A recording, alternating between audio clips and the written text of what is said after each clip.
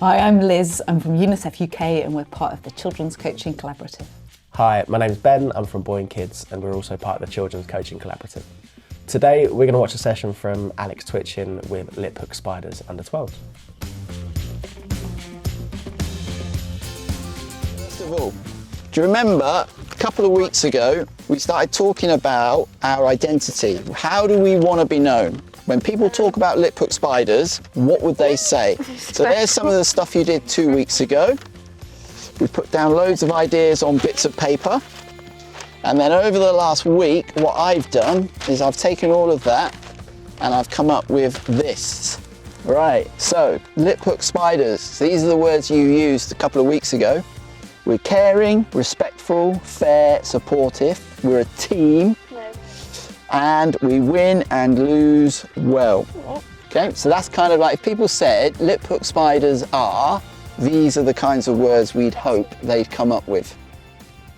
What a lovely set of characteristics those young people have used to identify how they want to be known in the community. I think it's really great. And I really like the way that Alex started with their input and has distilled it into something to share back with them. So he's really taken them on a journey, like this is you've said this, this is who you want to be. Yeah. Is that something you've seen a lot with clubs, kind of defining who they are as a club, using those kind of words? Often, but typically that might be driven kind of from the top down rather than almost from the ground up, from the players and what's meaningful to them. And I think that's where the value is does it have meaning to the young people? Are they going to actually be able to live and breathe those values if it's not come from them and from within their group?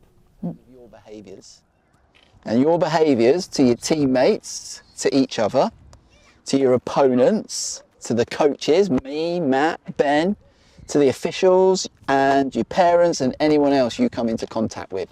So whenever you're kind of representing Liphook, these are the kinds of things that we want you to be, or you said that you wanted to be, but you have to demonstrate them all the time in terms of the way you behave, your behaviours. Got that? I think this is a really important piece where Alex's role as the coach in a rights-led environment isn't just about stepping away and allowing total kind of freedom. Like, he has an educational purpose as well as a coach in this setting with young people, like how he's guiding and directing like what those values mean and for their relationships in the community or with their peers or with their family, with their coaches. Like he plays a really important role as someone who's helping facilitate the group. And I think also he's role modelling those behaviours that he's just described, isn't he? Kind of that mutual respect, that teamwork, that kind of coming together. And you can see from the focus of these young players just before they're about to play. So they're all wanting to go and play football, but they are completely focused on this task. Absolutely. They're really, really engaged. All right. Now I'm going to send this round to your parents so that they understand what you've said and also in terms of what they expect to see from you when you're here at practice or when you are playing a game. All right? All good? Yes. Yeah. I think there's a bit of an opportunity there for Alex to also, maybe not to the young people, but when he communicates with the parents, you know, kind of take that philosophy beyond the pitch and to parent supporters, because we do know in grassroots football, sometimes parents on the side of the pitch perhaps don't understand some of these ethoses that we're talking about here. And I think it's really great if you get both the players and the parents all behind this way of doing and being that's about respect and definitely winning well and losing well. So Saturday, first game, probably against the best team you're going to face this year, I suspect. Probably. So, don't get too downhearted about it. But what I thought would be good, just to start off for the first couple of minutes today, is you've got the whiteboard there, a couple of pens. You can talk things you think we need to do better. What did we learn from Saturday which we can do better in future games and things that we can practice and work on? Yeah? Got that? Yeah. So, a few minutes. What can we improve? Well, think about it. What can you improve? If like we're losing by a lot, don't get annoyed and like don't get your head down. One thing I like from Alex is really let it just brew and there's a couple of bits at the start that a couple of just like kids chatting kind of thing. But as it's kind of left to just kind of sit and build, and then you can now start to see some engagement and some really nice thoughts. I guess one point of note might be, how do we facilitate the voices of young people that aren't the big voice characters there, and what Alex's role could be in facilitating those voices. Yeah, absolutely. And I think the idea of having the whiteboard so people could write, that was a step in that direction, wasn't it? But yeah, really interesting to see how this discussion evolves as they share more points. We're all Oscar back. We're all defenders. Yeah. We're attacking. We're all attackers. There, Oscar's got it. So when we defend, we're all defenders. They're all in that. The defenders go on the halfway line. Excellent. So remember, we use this. Look how engaged they are in this really kind of tactical discussion. You would see lots of coaches kind of just saying, okay, next time do this. But this is really kind of going back to showing your workings, isn't it? He's kind of taking them through from the points that they've raised about there being too much space, breaking it down. And you can see like everybody's looking at that board to understand what's going on. I think Alex's tone and like just how his presence is really, really important for that, because he's not kind of big energy, but he's really captivating still with having quite a hushed tone. You can see, like, just look at the image there, all the eyes are just kind of locked onto the board and onto Alex.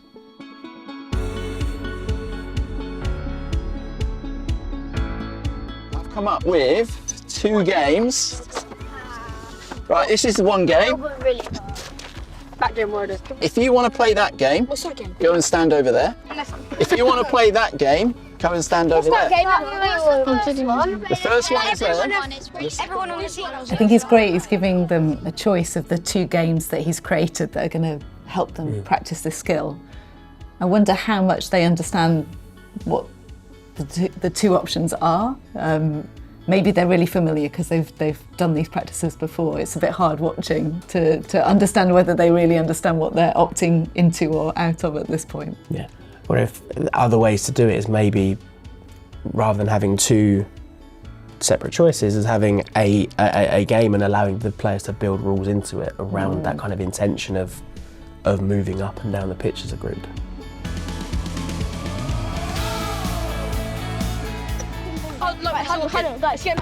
Right, we're gonna win this. Yeah, we're gonna win. Just being a purple. We're getting space. Who's going to? We got the same unit. I'll go right. I'll go mid. Team red on 3. I got striker. Hands in.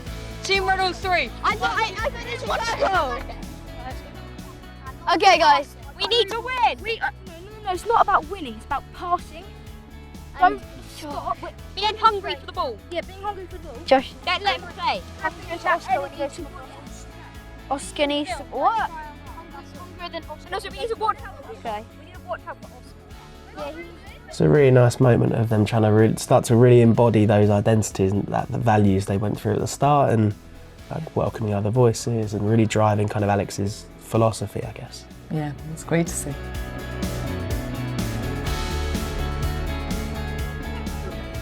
Red team, you have 1 person in goal, okay?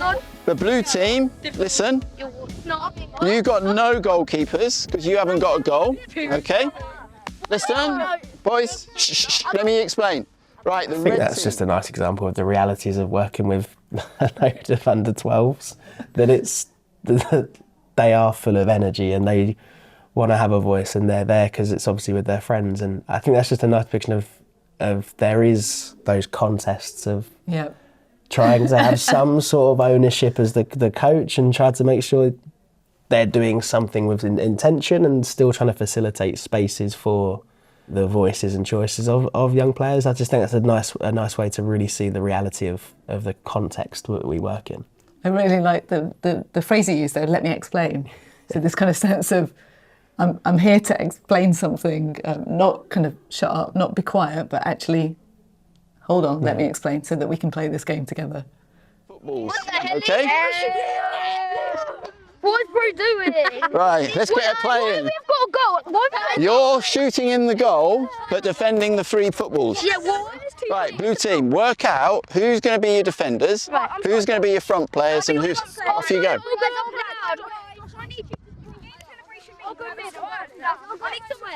Put Amber I'll go mid. Up front. You can see there, everyone wants to be an attacker quite often. When the free choice is there, everyone wants to have the glory up front. So Alex kind of keeping an eye and intervening there when it was clear that there was just one person who's going to be on their own at the back. Yeah, I guess it's mindfulness with that language, because his initial point was sort your team, like you can go and sort yourselves out, and they have done, and it's not quite in keeping with his intentions. Yeah. So I guess it's as the coach in this instance working out what are the things that the coach needs to be purposeful with, and where we can allow their voices and choices to come up. Yeah. The ball went out. Right, that's it, Josh. So think, you're good there. That's it, now squeeze up. Liam, up you get. That's it. Josh, why were you able to get the ball there? Because you're up the pitch. If you were back here, yeah, you wouldn't be able to have got that ball. There's lots of those nice moments where the tone of the coaching is really supportive. It's done kind of individually. It's done within the context of the game and the moment. And you can see it's all about supporting them to make decisions during the game, so that the coach isn't deciding for them, that they, by understanding the why, they can kind of make their own decisions in the match when they're out there on their own, and it's making them better players, but it's also giving them that opportunity to kind of decide what they need to do. It's one of the rights of children is all about providing them with information to make decisions. And so he's not just saying push up, he's saying push up because, or why do you need to push up, and letting them explore why that's so important.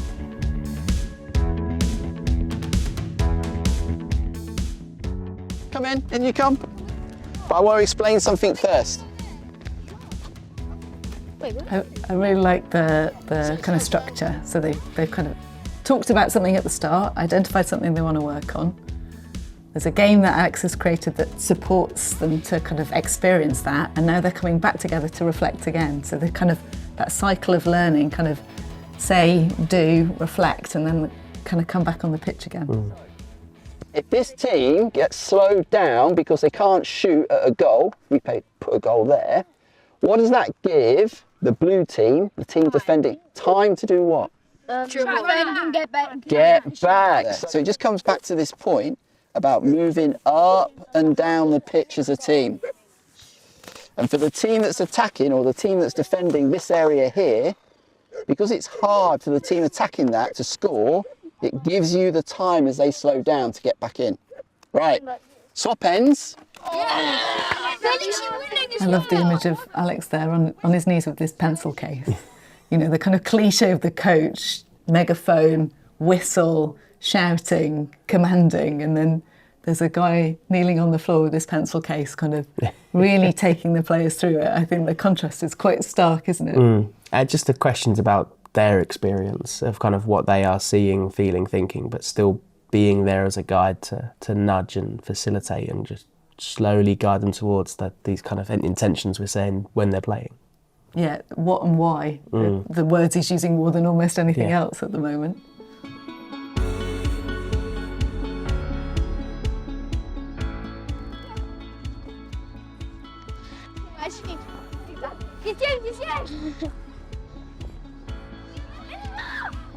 Get it! Elliot, should have left that. Corner ball. Right, Liam, Josh, if Oscar goes back there, what can you two do? You can go into there, Josh. Just keep one here though, just in case they decide to. Yeah, so think about how you organise from the corner. Being overly picky, I think it's sometimes, and as a coach I do it as well, sometimes answer our own questions when we kind of need the thing we need to see quickly in the moment. That question perhaps didn't even need an answer in the moment. The answer could have come from the players doing it, but letting it fester and resonate a bit longer.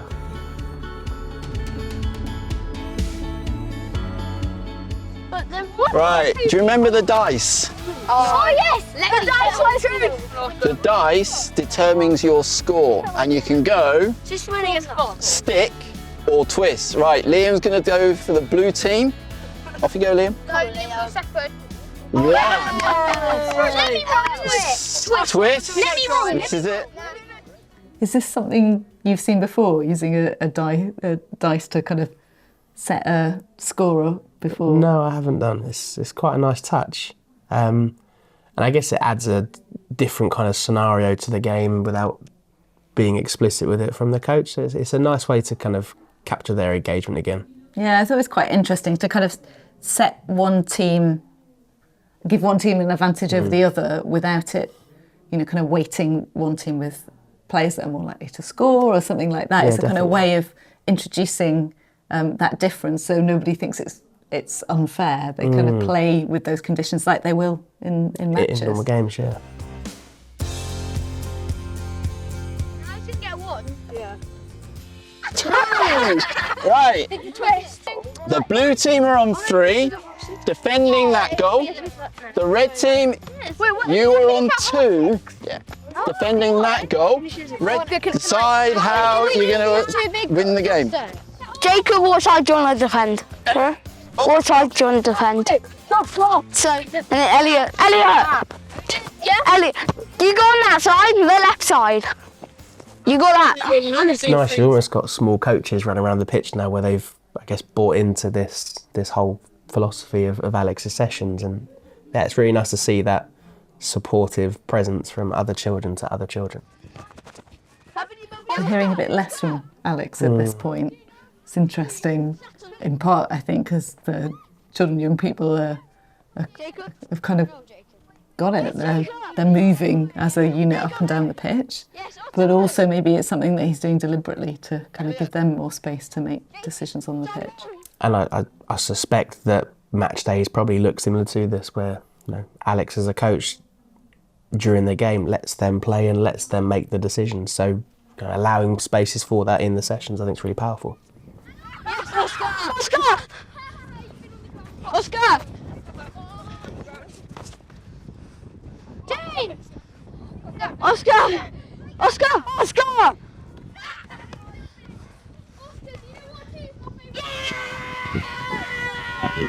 Real. Let's go. I think there's a lot to be said for the practice design and like the tasks that Alex has used here. That's been a really low-scoring game, which he justified at the start with using the balls and the cones to make it harder to score. So we're seeing lots of opportunities where the teams are having to move up and move down. So how he's designed the space has afforded those decisions to see the things that him and the players have agreed as being the principle to work on. And I think that's where coach knowledge and coach expertise comes into these type of sessions to facilitate like rights-based approaches, because they're having lots of time playing, they're making lots of decisions, they're solving lots of problems themselves because of Alex's kind of clever design of the task.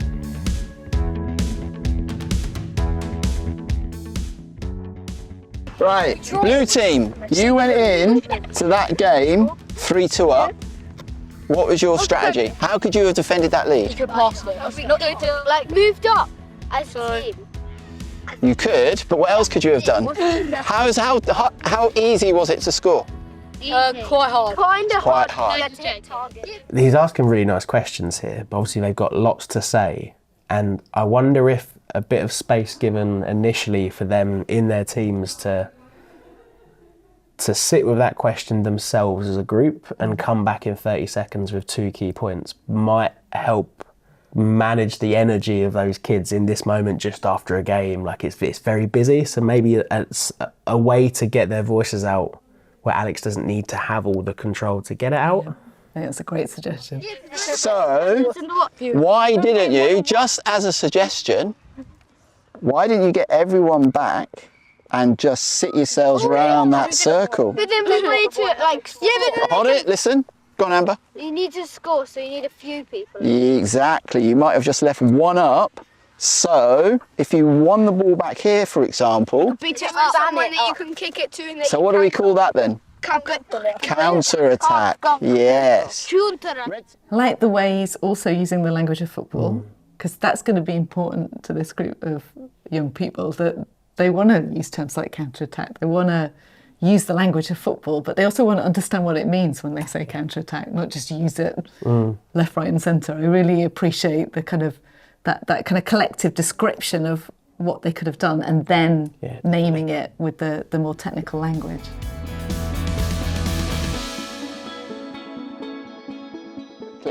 You just have to recognise what the situation is on the pitch and how that dictates the action you take.